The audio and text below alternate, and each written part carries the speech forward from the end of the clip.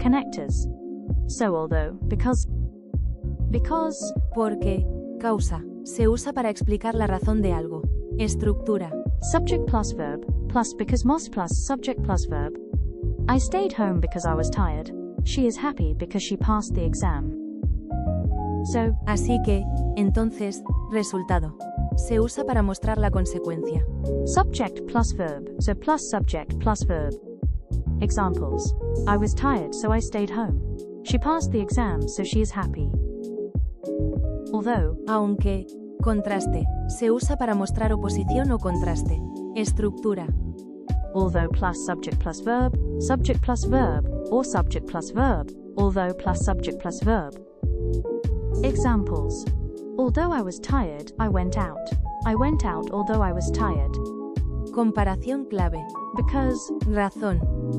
So, resultado. Although, contraste. Thanks for watching.